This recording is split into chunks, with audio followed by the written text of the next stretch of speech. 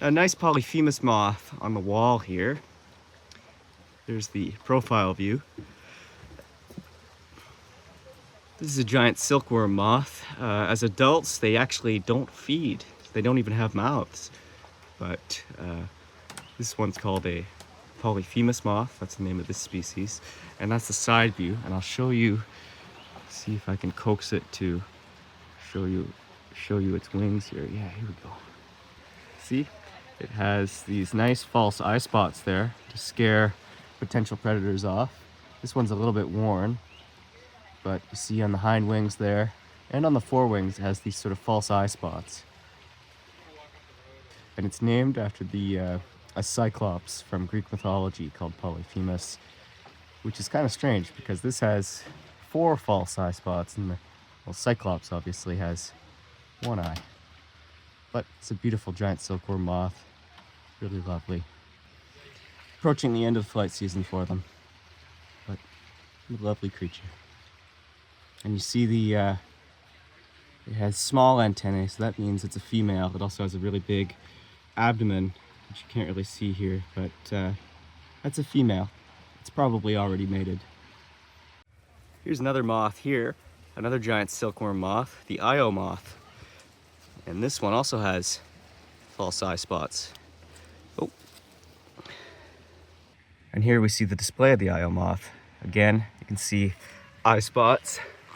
So similarity with the Polyphemus moth, but a little smaller than the Polyphemus moth here. But same group, the giant silkworm moths. And the Polyphemus there, you can see, has gone back to its sort of dead leaf camouflage mode. The Io here, you can see it's also vibrating. And that display with the false eye spots on this and the Polyphemus moth are meant to scare away potential predators. When a predator comes up, it will suddenly open its wings and those eye spots will be shown, and hopefully a potential predator will think that it's a bigger creature with big eyes and feel threatened and decide not to eat it. I'll put this guy back on the bush now.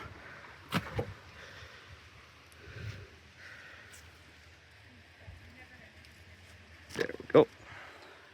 Let's see, there we are. Oh, flying now. Oh, there it goes. There it goes. Nice.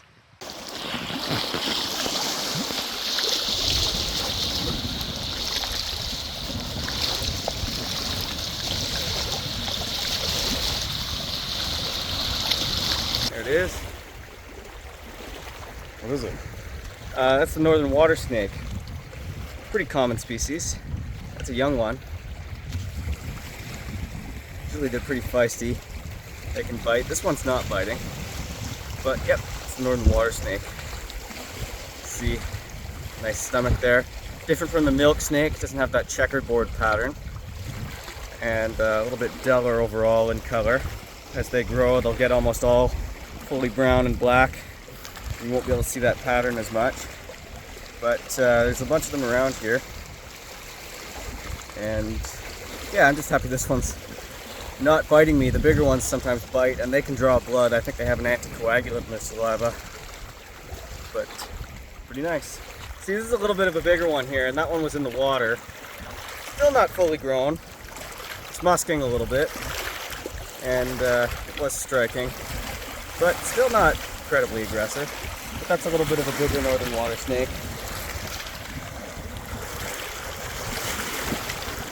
And that's often actually how they just sit on branches, similar to that. Nice stomach pattern. See the stomach? So that's the eastern ribbon snake here. And it's the first one I've actually seen alive in this area here. And it looks very much like the common garter snake, but you'll see that brown stripe along the side there. And if you look closely at the face, you'll see a little white line in front of the eye. And those are both features of the eastern ribbon snake. And the eastern ribbon snake is a little bit more uncommon than the garter snake. It's a little bit more associated with water. And usually they're a little smaller. This one's actually pretty big for an eastern ribbon snake. And it's pretty nice. I have not seen one at this location before. It looks like it's lost the tip of its tail at one point, but it seems quite healthy otherwise. These snakes are also pretty fast, and it's not musking on me either. So I think it's pretty. It's not that. It's not really in that much distress. So that's good. Right here, and we'll watch it go. Yeah, there it goes.